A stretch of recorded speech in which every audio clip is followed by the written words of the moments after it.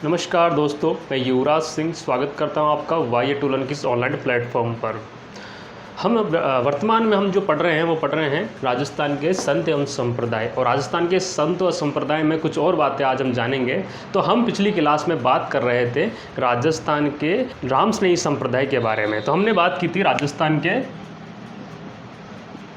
राम स्नेही संप्रदाय। राम स्नेही संप्रदाय, इनके प्रवर्तक के बारे में हमने जाना था। रामकृष्ण जी इनके प्रवर्तक हुआ करते थे हैं। बाद में उनको रामचरण नाम दिया गया। किस तरह वो भीलवाड़ा चले जाते हैं, भीलवाड़ा से फिर वो शाहपुरा चले जाते हैं, शाहपुरा में वहीं उनकी समाधि हो जाती है। इस तरीके से हम बात करते हैं राम स्नेही संप्रदाय। तो राम स्नेही संप्रदाय के जो प्रवर्तक थे वो कौन थे? रामकृष्ण जी। इसी राम स्नेही संप्रदाय के भीलवाड़ा शाहपुरा के अलावा और भी कई शाखाएँ, तो उन शाखाओं को हमने कल देखा था। तो उन शाखाओं के बारे में थोड़ा आज हम डिस्कस करेंगे। तो जैसे कि एक शाखा हम यहाँ लिख चुके थे, रैंड। कल हमने बात भी की थी रैंड, जो कि नागौर में स्थित है। आप इसे राम स्नेही संप्रदाय की पीठ भी कह सकते हैं, अन्य पीठ भी, ठीक है। वही अगर दूसरी बात करें हम तो दूसरी है सिंगथल बीकानेर। सिंगथल बीकानेर। वही अगर अंतिम अगर हम बात करेंगे तो वो है खेड़ापा जोधपुर। तो इस तरीके से शिष्य हुआ करते थे राम स्नेही संप्रदाय के, यानी उन्हीं शिष्यों के द्वारा ये अलग अलग पीठ की स्थापना की गई। तो इस तरीके से हम जो पहली पीठ जानेंगे वो पहली पीठ हमारे बीच रहेगी रैंड नागौर की पीठ। तो रैंड जो नागौर है, इस जो पीठ है इसके प्रवर्तक थे संत दरियाव जी।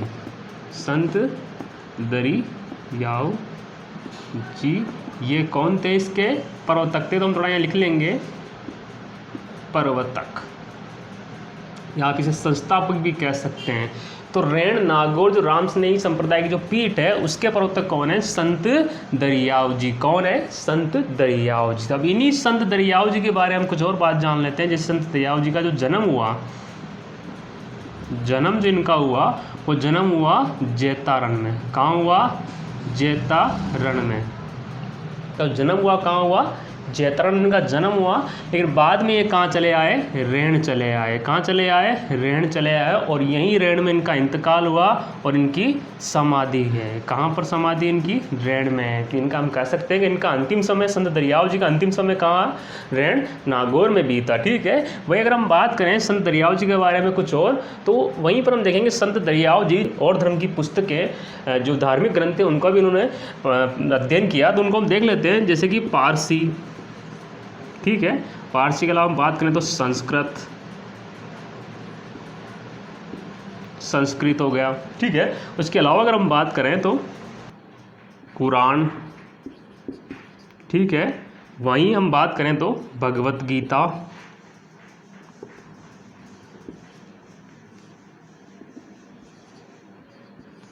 श्रीमद् भगवत गीता सारी से कह सकते हैं हम। भगवत गीता, ज्योतिष, ठीक है। वहीं अगर आगे हम बात करें तो इसके अलावा उपनिषद हम कह सकते हैं। उपनिषद, तो इनका अध्ययन किया,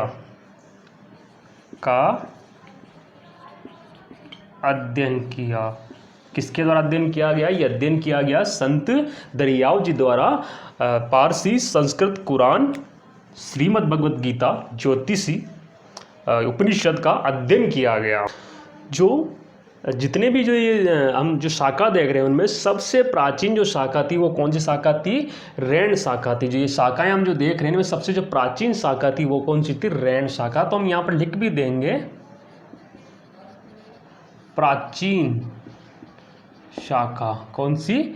रैंड नागौर की राम स्नेही पीठ सबसे प्राचीन बताई गई है बाकियों में से, ठीक है। तो इस तरीके से हमने यहाँ पर रैंड नागौर राम स्नेही संप्रदाय के बारे में हमने बात की। तो उसी के हम थोड़ा सा और देखें तो प्रवर्तक इसके थे कौन? संत दरियाव जी। संत दरियाव जी जिनका जन्म हुआ था जैतारण में, लेकिन बाद में अपना समय व्यतीत किया रैंड नागौर में, वहीं इनका अंतिम समय रहा। तो जो ये समाधि, इसे एक नाम से जाना जाता है, वो होता है देवल धाम। किस नाम से जाना जाता है? देवल धाम।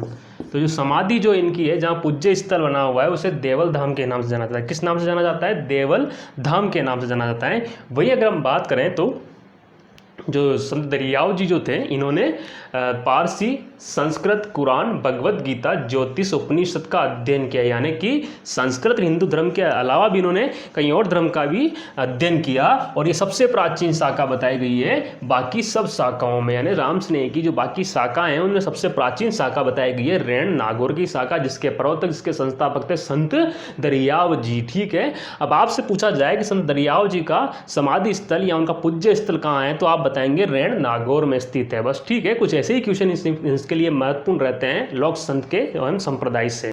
वहीं अगर आगे हम बात करें और आगे हम चलें और, तो अगला जो हमारे पीठ रहेगी वो रहेगी सिंहतल की पीठ। तो सिंहतल बीकानेर, जो इस पीठ के जो संस्थापक हैं उनको भी हम जिक्र कर लेते हैं, संस्थापक।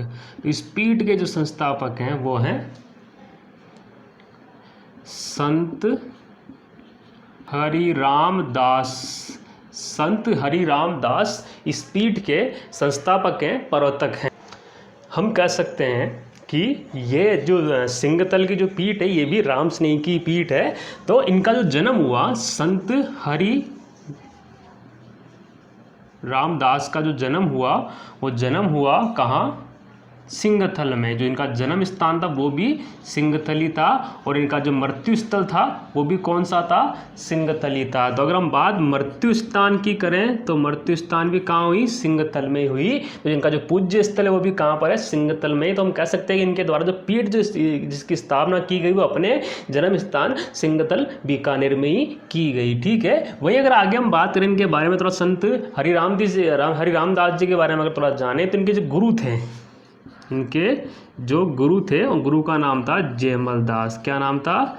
जयमल दास। तो ये भी आपको ध्यान रखना है, कुछ महत्वपूर्ण बातें जो हमारे प्रश्न पत्र को लेकर महत्वपूर्ण रहेगी। ठीक है, तो इनके जो गुरु हैं उनका नाम था जयमल दास। क्या नाम था? जयमल दास। वहीं अगर इनके कुछ उपदेशों की बात करें तो इन्होंने अपने उपदेश में बताया है कि जो पारस पत्थर है, पारस पत्थर से श्रेष्ठ दर्जा गुरु को दिया है। किसे दिया है? गुरु को दिया। यानी पारस पत्र सबसे पवित्र पत्र माना जाता है, तो उस पारस पत्र से भी श्रेष्ठ दर्जा यानी ऊंचा दर्जा इन्होंने गुरु को दिया। ठीक है, लेकिन वहीं पर एक बात और है कि इन्होंने ईश्वर के बाद, हम ये चीज भी लिख लेते हैं, इन्होंने ईश्वर के बाद गुरु का स्थान रखा। गुरु का दूसरा, हम लिख देते हैं, दूसरा स्थान रखा।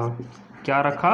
दूसरा स्थान रखा। तो ये बात भी काफी महत्वपूर्ण है संत हरिराम दास जी को लेकर। देखो, आमतौर पे हमने ये देखा, अब तक हम ये भी देखते आए हैं कि गुरु का दर्जा भगवान से भी ऊपर है, लेकिन यहाँ पर गुरु का दर्जा ईश्वर के बाद बताया गया है। ठीक है, तो वहीं पर हम बात कर रहे थे सिंहतल बीकानेर की। संस्थापक संत हरिराम दास जी हुआ करते थे। ठीक है, जन्म इनका हुआ था सिंहतल बीकानेर, जहाँ पर इनकी कर्म भूमि रही। तो इनकी कार्यस्थली भी सिंहतल रहा, इनका जन्म स्थान भी सिंहतल बीकानेर में ही था। ठीक है, इनकी मृत्यु भी वही सिंहतल में हुई, और इन्होंने पीठ की स्थापना भी सिंहतल बीकानेर में ही की। गुरु इनके थे जयमल दास। पारस पत्थर से भी श्रेष्ठ माना गुरु को, लेकिन ईश्वर के बाद दूसरा स्थान दिया किसे? गुरु को। ईश्वर के बाद दूसरा स्थान किसे दिया? गुरु को दिया। तो इसी तरीके से हम आगे खेड़ापात जोधपुर की ओर चलते हैं। तो जो खेड़ापात जोधपुर जो पीठ रही इनकी, उनके बारे में हम डिस्कस करते हैं। तो जो खेड़ापात जो जोधपुर, इसकी जो पीठ थी, इसकी स्थापना, इसके संस्थापक थे संत रामदास। कौन थे संस्थापक इसके? संस्थापक संत रामदास जी। कौन थे? संत रामदास जी। और संत रामदास जी के बारे में कुछ महत्वपूर्ण बातें अगर हम जाने, तो जिनका जन्म जो हुआ, इनके जन्म के बारे में हम पुष्टि करते हैं। जन्म के बारे में हम बात करते हैं। जन्म इनका हुआ निकमकोर गांव, निकमकोर जोधपुर। तो निकमकोर गांव में इनका जन्म हुआ। कहाँ हुआ? निकमकोर गांव जोधपुर में इनका जन्म हुआ। किनका? संत रामदास जी। और संत रामदास जी का जो हम कह सकते हैं इनके गुरु, ये जिन्होंने इनको शिक्षा दीक्षा दी, तो वो कौन थे? संत हरि रामदास जी। तो आप इनके गुरु का नाम लिख लेंगे, तो गुरु हरि रामदास। कौन थे?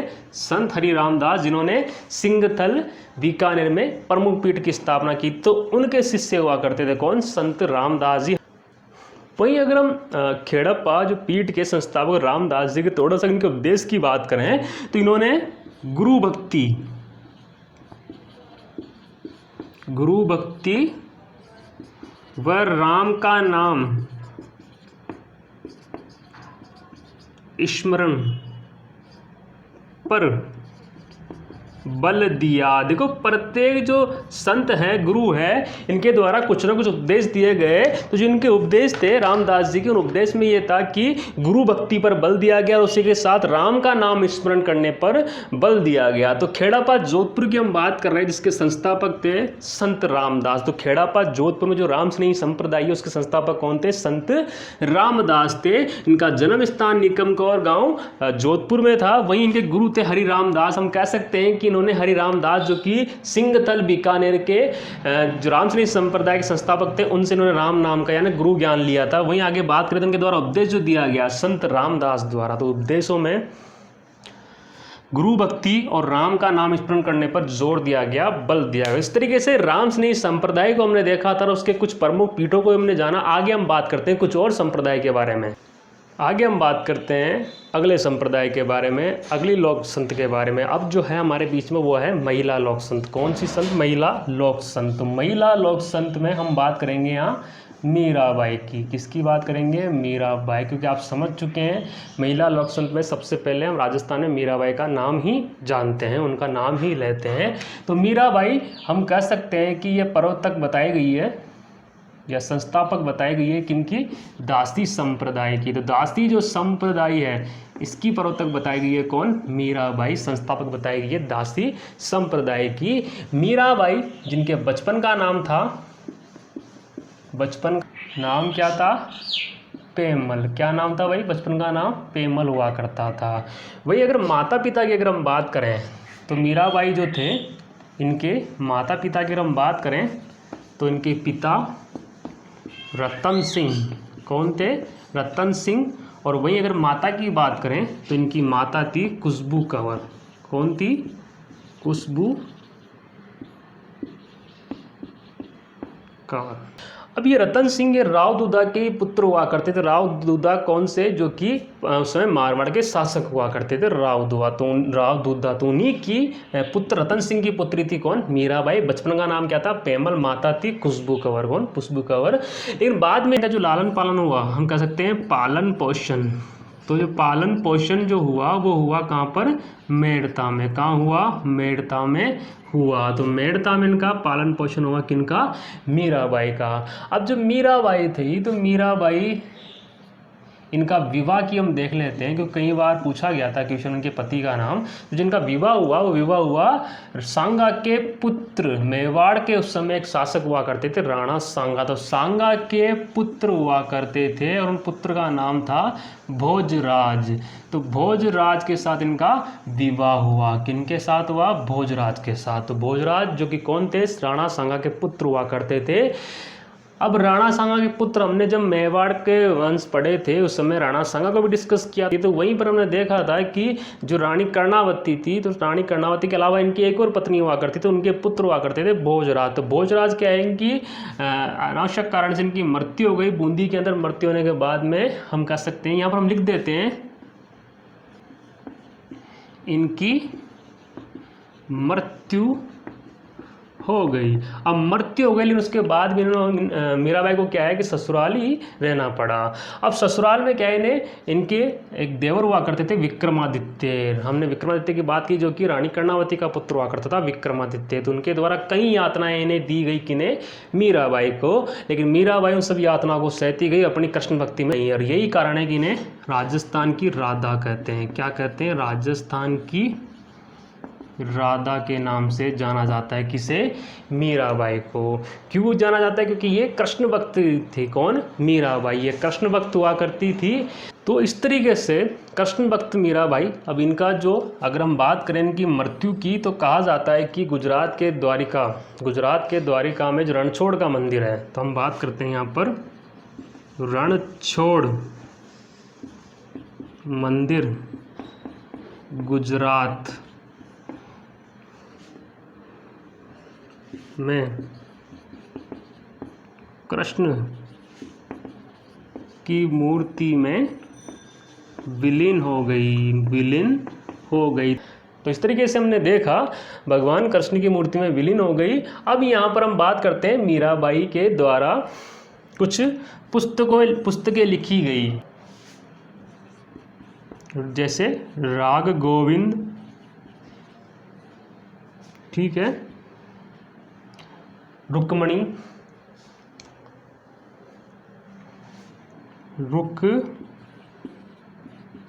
मंगल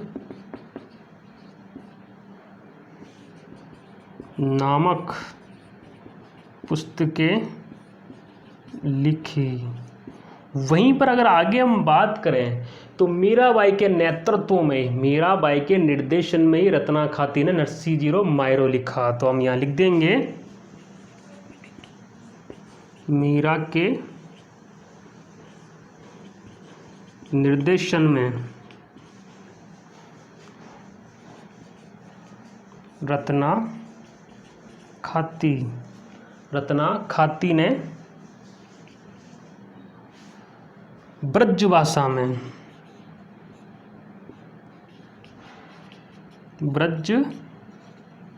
में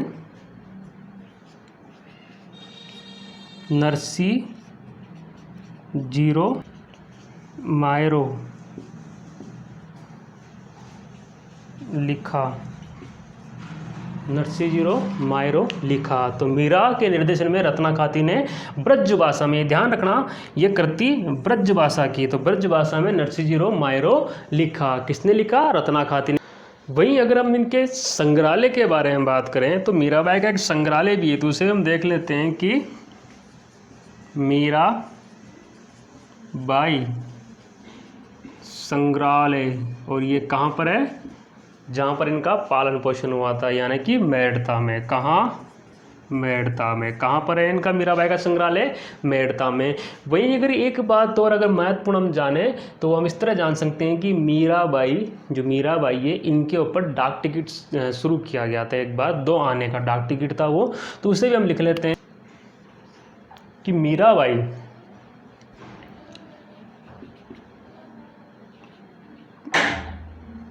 मीराबाई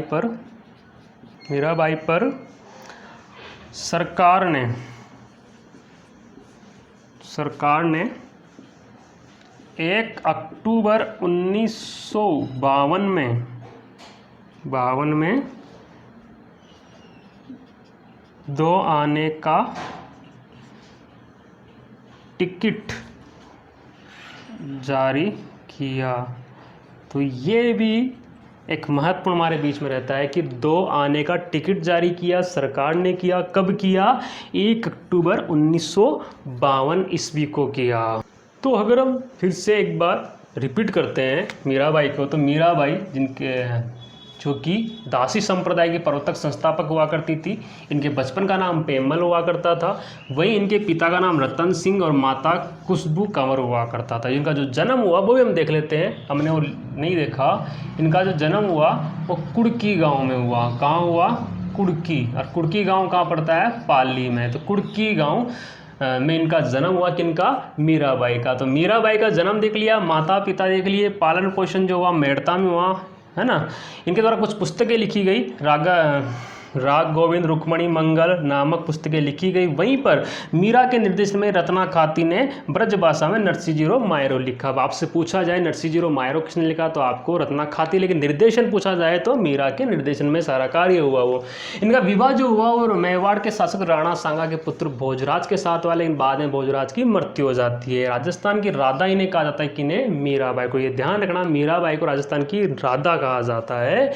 रणछोड़ मंदिर गुजरात में की जो कृष्ण मूर्ति है वहीं पर जाकर ये विलीन हो गई। इस तरीके से इनका इंतकाल हुआ। ठीक है। मीराबाई का संग्रहालय कहाँ? मेड़ता में स्थित है। और मीराबाई के ऊपर सरकार ने 1 अक्टूबर 1952 को 2 आने का टिकट जारी किया। क्या जारी किया? 2 आने का टिकट जारी किया। अब मीराबाई के मंदिर की अगर हम बात करें तो मीराबाई का मंदिर चित्तौड़गढ़ में भी स्थित है, ठीक है, लेकिन मीराबाई की मूर्ति कई जगह स्थित है।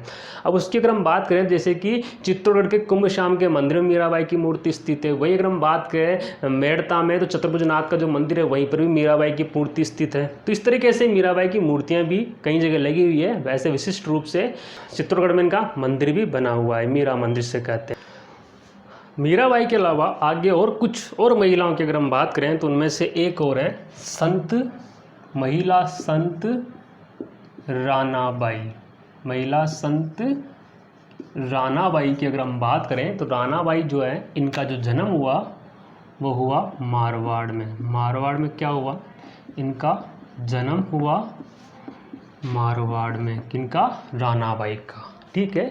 रानाबाई को एक उपनाम से जाना जाता है। वो उपनाम इनका ये है कि रानाबाई को राजस्थान की दूसरी मीराबाई कहते हैं। क्या कहते हैं? राजस्थान की दूसरी मीराबाई कहते हैं संत रानाबाई को। वहीं अगर हम बात करें तो इनके जो गुरु थे वो इनके गुरु थे संत चतुरदास। इनके जो गुरु थे वो थे संत चतुरदास। इनके गुरु हुआ करते थे। किनके? रानाबाई के। वहीं पर अगर हम बात करें तो इन्होंने क्या है कि कृष्ण भक्ति पर बल दिया। क्या दिया? कृष्ण भक्ति पर बल दिया। किसने दिया भाई? ये संत रानाबाई। तो संत रानाबाई जिनका जन्म मारवाड़ में हुआ, राजस्थान की दूसरी मीरा के नाम से जानी जाती है, संत महिला संत रानाबाई। इनके गुरु थे संत चतुरदास। वही कृष्ण भक्ति पर इन्होंने बल दिया कि इन्होंने संत रानाबाई। अब कृष्ण भक्ति पर बल दिया तभी राजस्थान की दूसरी मीराबाई ये कहलाई, ठीक है। आगे हम कुछ और बात करें तो अगली जो महिला संत हमारे बीच में है वो है गौरीबाई। संत गौरीबाई, महिला संत गौरीबाई की हम बात करेंगे, जिनका उपनाम है। उपनाम ये है कि इन्हें बागड़ की मीरा कहते हैं। क्या कहते हैं? बागड़ की मीरा कहते हैं। किन्हें? गौरीबाई को। गौरीबाई जिन्होंने कृष्ण भक्ति पर बल दिया। कृष्ण भक्ति पर बल दिया। अब देखो गौरीबाई, जाहिर सी बात है, बागड़ क्षेत्र, डूंगरपुर का क्षेत्र जो होता है उसे बागड़ का क्षेत्र हम कह देते हैं, ठीक है। तो उस डूंगरपुर के क्षेत्र में उस समय डूंगरपुर के शासक हुआ करते थे। कौन? डूंगरपुर के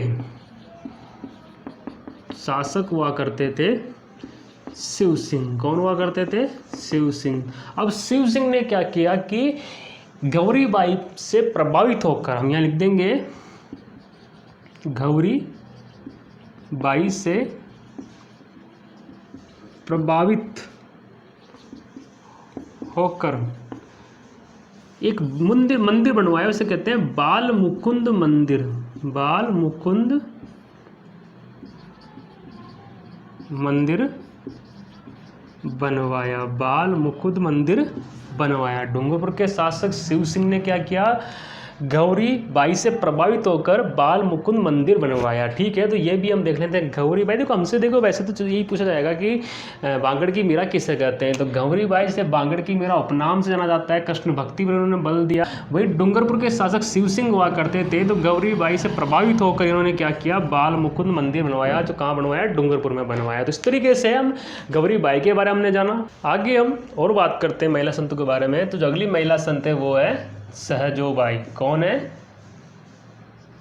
सहजोबाई। तो अगली जो महिला संत थी वो है सहजोबाई। सहजोबाई जो कि चरणदास संप्रदाय से संबंधित हुआ करती। तो हम यहाँ पर लिखेंगे चरणदास संप्रदाय से संबंधित थी।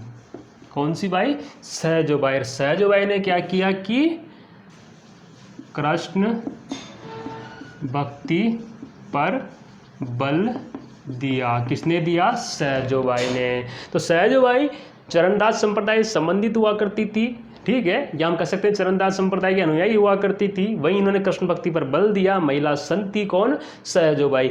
वही अगर आगे हम बात करें तो अगली जो हमारे बीच महिला संत है वो है नन्नी बाई। कौन है? नन्नी बाई।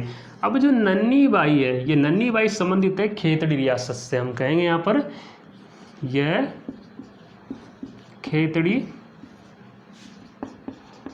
रियासत से थी। अब हम सब लोगों को पता है कि खेतड़ी में स्वामी विवेकानंद जी पधारे थे। अब स्वामी विवेकानंद जी जब पधारे तो नन्नी बाई उनसे मिली। अब नन्नी बाई क्या थी कि उस क्षेत्र की सुप्रसिद्ध गायिका हुआ करती थी, सुप्रसिद्ध गायिका थी इस क्षेत्र की। ठीक है, कौन से क्षेत्र की? खेतड़ी क्षेत्र की। अब खेतड़ी कौन पधारे हुए थे? स्वामी विवेकानंद जी। अब स्वामी विवेकानंद जी को इन्होंने क्या किया? मीरा के पद सुनाए। तो अब आप यहाँ लिखेंगे स्वामी विवेकानंद जी को मीरा के पद सुनाए। स्वामी विवेकानंद जी को मीरा के पद सुनाए किन्होंने? नन्नी बाई ने। तो इस तरीके से दो महिला संत के बारे में हमने डिस्कस किया। सहजोबाई चरणदास संप्रदाय संबंधित हुआ करती थी, कृष्ण भक्ति पर बल दिया। ठीक है, सहजोबाई ने। वही नन्नी बाई के बारे में बात करें तो ये खेतड़ी रियासत से संबंधित थी, सुप्रसिद्ध गायिका थी उस क्षेत्र की। ठीक है, वही हम बात करें तो स्वामी विवेकानंद जी उस समय खेतड़ी आए हुए थे। ठीक है, तो मीरा के पद इन्होंने सुनाया। क्या सुनाया? मीरा के पद इन्होंने सुनाया। किन्होंने? नन्नी बाई ने। तो इसी तरीके से हमारे साथ बने रहिए। Thanks for watching.